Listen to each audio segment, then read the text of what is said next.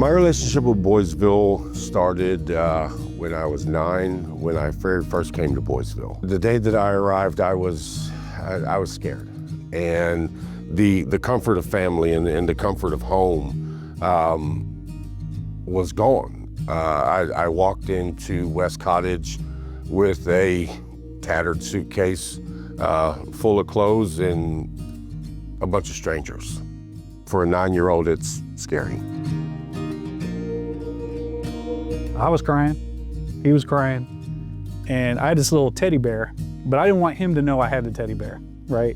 Because he was like this big tough guy, right? And I felt like I had to be tough, right? So I didn't want him to know I had the teddy bear. And I remember him asking me, you got teddy bear? And at first I was like, no. He's like, it's okay to have the teddy bear, man. And that's when I kind of knew, this guy's all right. And he's like, as long as I'm here, you don't got to worry about nothing, right? And that hit me, right? That spoke to me. My very first roommate was someone that I'm still very close to and is more family than even a dear friend, John Daniel G. Him and his little brother had gotten there 3 days before me. He was a year younger than me. So, I mean, you have an 8 and a 9-year-old that got thrown into this.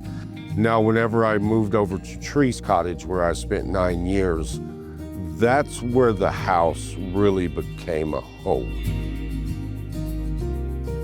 He played a huge role. He's the big brother. Even though I was the big brother to my younger siblings, I never had that.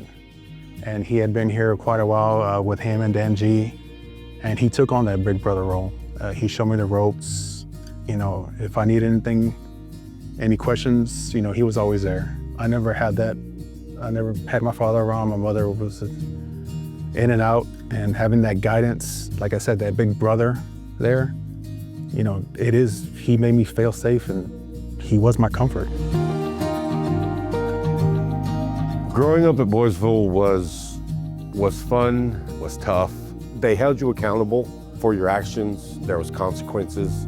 Nobody ever expected, or I never expected, a child from a mother with a 6th grade education from the mountains of West Virginia to go on to get into the communications industry, to work his way up to being the CEO of a company, to later go and branch off and open up his own, to having a beautiful wife and 6 children and 4 grandchildren.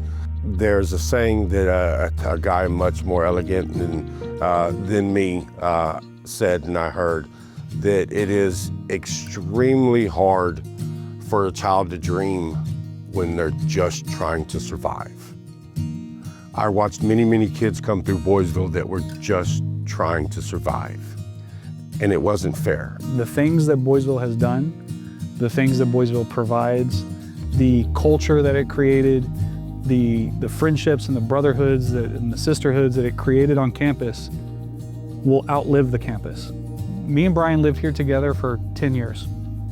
We've been friends for over 30, been brothers for over 30. The brotherhood that we have, the love we have for each other, the friendship we have, the fact that our children are named after each other, that lasts long after everyone at Boysville has forgotten who we were when we were here. But if I stop to think about it, and I stop to look at it as a whole, between me getting in trouble and everything else, and for me and the group that I was with, there's really only one word, and it's family.